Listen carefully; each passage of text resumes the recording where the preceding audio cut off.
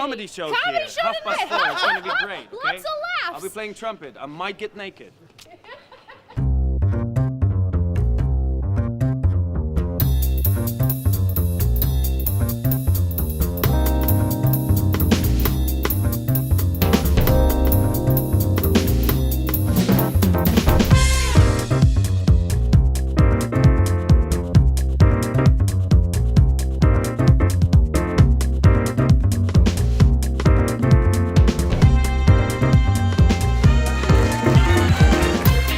Welcome to the stage, Daniel Ryan Sporting. Give it up for Ashley. That was the most enthusiastic opening I've ever had in my life. That was welcome, everybody. It was a bit like a funeral, but I love you. He's very tired. He's a tired man. This is his first arts festival ever. Congratulations. Woo! Okay, now you can go. I've been doing stand-up comedy in Poland now for the last 2 years. I'm actually one of the co-founders of Krakow Stand-Up Comedy, which is the only English language-based comedy scene in Krakow, and I'm also the main organizer for the Krakow Fringe Festival. So obviously, I'm a big fan of stand-up comedy. I wanted to make sure that Krakow has comedy events in English, and to be able to make sure that people can come along and see the shows they want to be able to see. The really cool thing about the Polish language is that Polish language has very exciting sounding words for boring things. So there's a word ślimak, and I love this word. It sounds so masculine and big, strong word. Ślimak. It sounds like some character from Game of Thrones. I am Ślimak. I will cut off your testicles and feed them to my dragon. My dragon, who was called Buraki. Come, Buraki. Let us fly to the moon. And I was asking my wife, what does Ślimak mean after using it for months? And she goes, snail. And I'm going, snail? And that's the English language. Something that's small and insignificant sounds small and insignificant. Can you imagine a character called Snail in Game of Thrones? He'd be some little kind of, bedwetter. My lord, I pissed my pants again. Sorry, my lord. He'd last about 5 minutes because Ślimak would come in and chop off his head and drink his blood. No more bedwetting for you, Snail. Poland has a long and rich tradition of comedy in the cabaret format, but in recent years the stand-up format, where you've got one guy or woman in front of a mic telling jokes, has become more popular, and I've seen sell-out shows in Polish here in Krakow as well as in Warsaw. And so what do we think that if we can get the mix right, we can be a very attractive part of the European stand-up comedy scene, because all over Europe there are cities which have not just in the UK, there are cities that have a lively stand-up scene. Krakow is lively already, to put it mildly, and we think that we can introduce stand-up into the mix. Because when Polish people move to our country, we call them immigrants.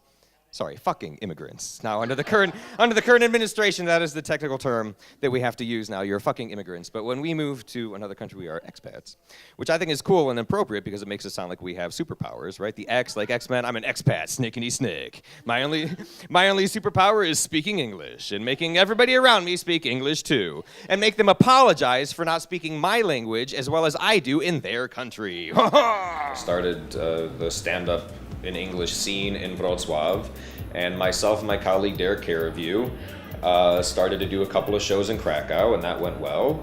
And we started to do open mics in Krakow, and we would come out here and do the show at 9 o'clock and take the 3 a.m. bus to Wrocław and have no sleep and go to work the very next day. And we did that for a couple of months, and through doing that we found Ashley Keith, Richard Lucas, Chicago Marek, and all the guys that basically got hooked on stand-up, became really passionate about the project, and wound up starting their own scene, Krakow stand-up comedy out here. So we laid the groundwork and they took off, and now, Ash took it even further to do the Krakow Fringe Festival.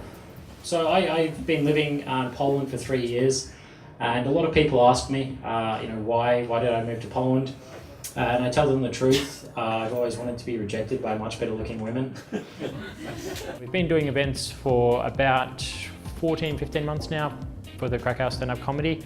And once we sort of had a proof of concept for that, we decided to go for the Krakow Fringe Festival to really sort of try and bring a world-class arts and culture festival to Krakow and do everything on a much bigger scale. So myself, also with Richard Lucas as well, who's very, very well known as an entrepreneur and businessman in Krakow, as well as Marek Virginiak, who is the other co-founder for Krakow Stand-Up Comedy, set about discussing a few potential ideas, over a number of beers, of course. We were probably drunk, or maybe it was just me, and we were like, yeah, you know what, let's do a Fringe Festival like Edinburgh. Because, you know, aim high. But we didn't, it was a joke at first. And then all of a sudden it wasn't, and we're like, we're gonna do this, we're gonna get together. We just were like, yeah, we'll do it, Fringe, no problem. Also, the personalities are quite different. Yeah, Marek sort of, no offense to Ash, Marek sort of charismatic and charming. He's got this very good onstage personality as well as being very forceful. Ash is much more a process type guy. You know, he's calm, he listens, but then he acts. So it's quite a good blend.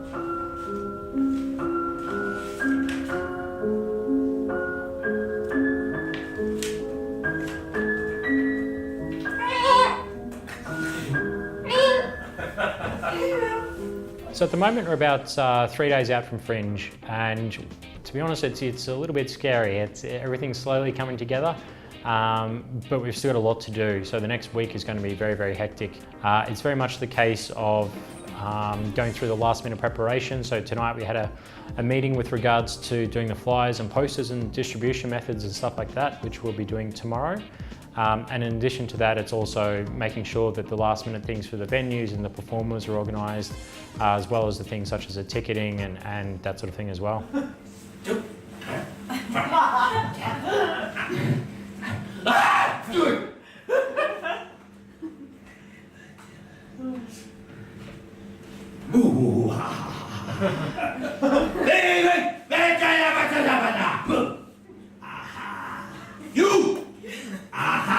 I think it's 16 or possibly 18 performers in 4 venues over 4 days, and with a mix of local and Poland and international talent, we've got a really good solid set of shows coming up.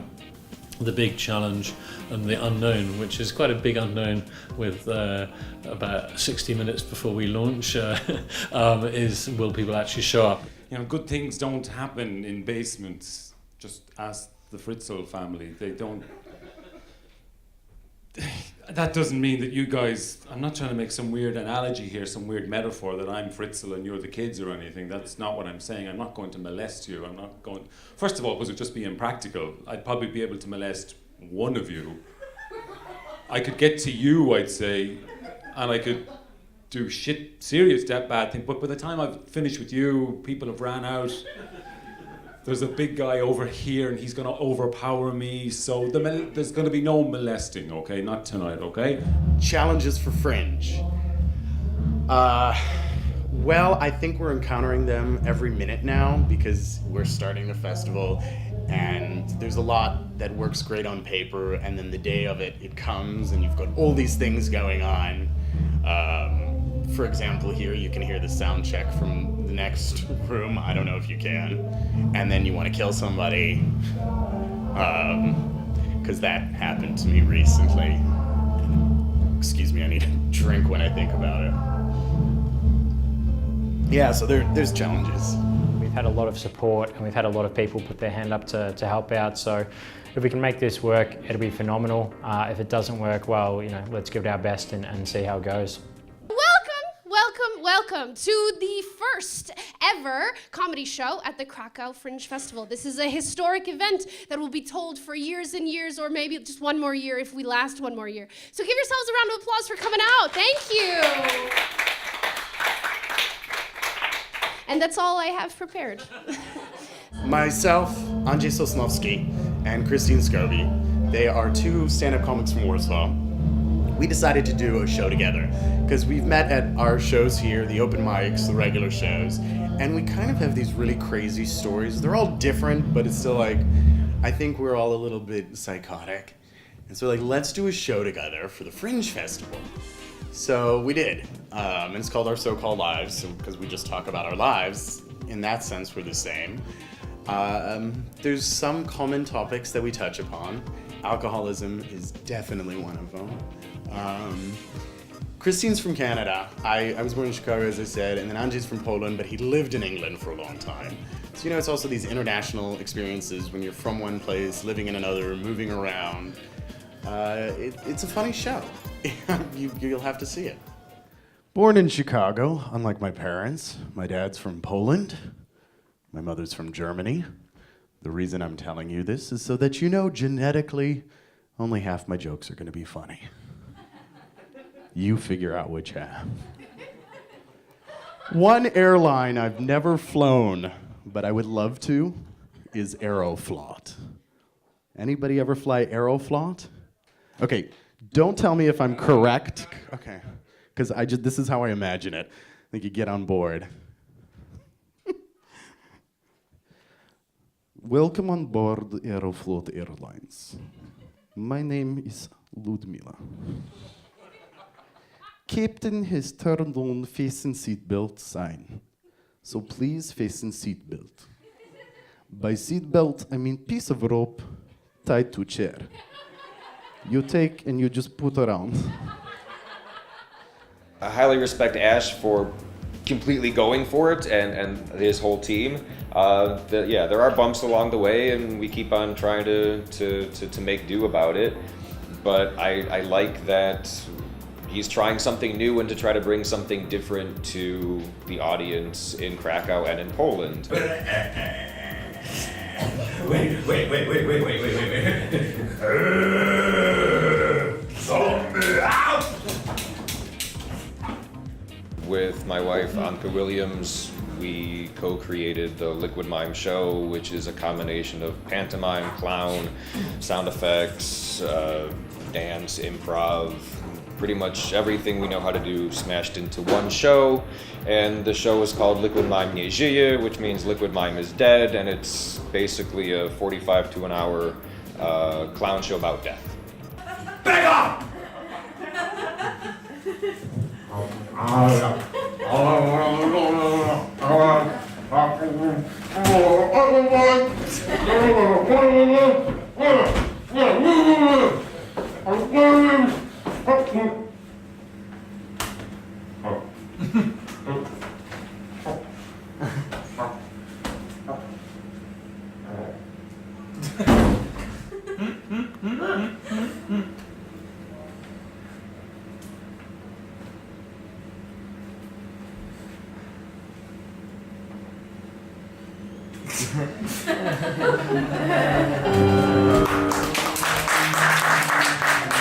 We just did our Liquid Mime show. There's another guy doing musical comedy. I think there's another performance art act in the festival, and I'd just like to see that grow more, because I think that's really the idea of fringe festivals, like the Edinburgh Fringe or the New York Fringe or any other fringes that I've seen and heard about. You're supposed to go there and be able to see things on the fringes of the artistic world, things you wouldn't see if you went to the opera or to the theater or something normal.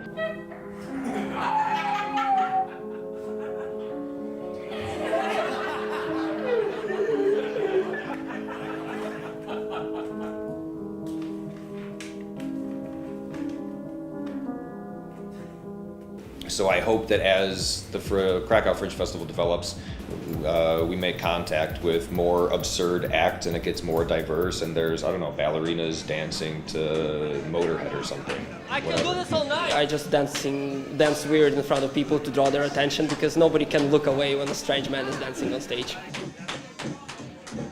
I'm one of the performers of Worldwide Comedy. It's a stand-up group that has been active for 5 years. I have been in the group for 1.5 years now.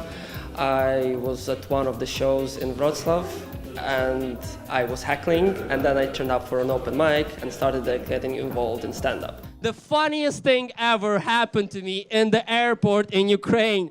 So we walk out of the airport, and this Polish couple, they come to me. Can you imagine that? They come to me and they ask me, where's the bus schedule from the airport? And I was like, like a bus that comes on time in Ukraine. Ha, ha, ha. And we were standing there for half an hour waiting for the bus, and I was just laughing and laughing and laughing. Because the taxi driver asked them for $50 to get to the city center because they were foreigners. And I was like, ha, ha, ha, oh, you poor German wannabes, a bus schedule. Ridiculous. And then I was waiting for the bus driver to come on his bus, and I come and I tell this joke to him, and we were laughing for 40 more minutes. It's not like he has a bus schedule to go with. The shows at Dobry Kumpel were challenging for me because we have been moving the venue from a smaller to a bigger one, where I had or a devoted crowd or just a crowd coming on for free that I had to win them over.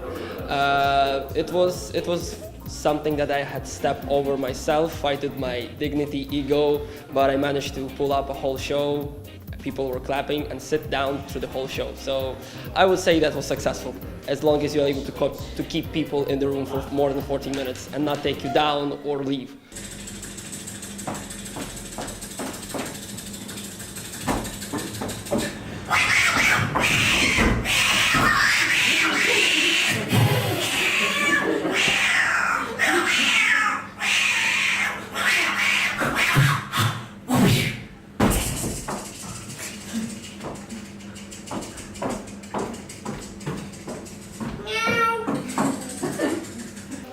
It's been really great to see so many people involved, actually. People handing out flyers, people supporting one another, each other's shows, and other people coming along from their own show to support other comedians as well. It's been fantastic. Us artists that agreed to take part in the festival this year, we know that there wasn't a big chance to make a huge amount of money, any money. There was a good chance we were going to lose money. But we did it because we know Ash, we like Ash, and we were hip to the project. So we're, in a way, donating a lot of our time, energy, and our art and our talent. And what's really important for us is to have support. Whether that's somebody working the door and trying to sell tickets, if that's going around to the other tables in the bar with people that didn't know that there was a show tonight and try to wrangle them in, to do little things that we just don't have headspace for because we're trying to take care of the whole artistic side. I think that people should attend the next Krakow Fringe Festival in order to check themselves out, show themselves here in Krakow, which is a city with huge tourist traffic, where you can be noticed by random nationalities coming from all over the world, and you have to try yourself for better improvement of you as a performer, because Fringe is a different type of event, where it involves you being there in the street, inviting people in, and building your own crowd. And I would assume that this Krakow Fringe Festival is only gonna get better next year. Then I have found really shy Irish guy hiding behind the pillar. And for a brief moment, I had my own foreigner only for me to practice my English. And he was really shy and really small, so I have been talking with him like that. Okay, no, Ian, you're not going anywhere. But in no time, all the beautiful Polish guys from the room were like, realized I'm hiding something precious in the corner. And in no time, I was surrounded by beautiful Polish girls that also wanted to speak with that foreigner. And I have realized I'm fighting over a guy with a girl. These little Asian guys were fucking terrified of me. I was 3 times bigger than all of them. Like, I'd walk into a nightclub, it was like I could feel the vibrations of my body entering the bar, like boom, boom, boom. All little Asian guys freaking out, run, Gayzilla! Gayzilla! That was my nickname. That was my nickname in Asia, yes. I needed a piss, so I went to the loo. There was no urinals, what would I do? I thought I'll have a sit-down wee. They're quite nice, occasionally. In the cubicle there was this crazy bin. It was really tall and long and thin. Then I heard this girl's voice shout, "Can you pass me some loo because I've run out?"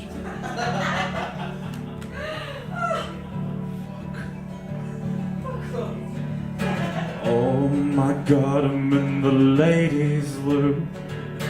What the fuck am I going to do? I must pay attention more to the signs on the toilet door. It's the worst mistake I've ever made, and I've never been so afraid. I hope I don't go to jail. Oh, this is such an epic fail.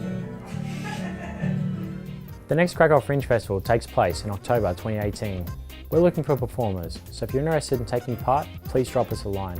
Likewise, for more details and ticketing information regarding the Fringe, please visit us at krakowfringefestival.com or find us on social media under the Krakow Fringe Festival for Facebook, Twitter and Instagram. We hope to see you there. Okay, we're doing this for Poland. By the Republic of Polska, I pronounce us lion and gazelle.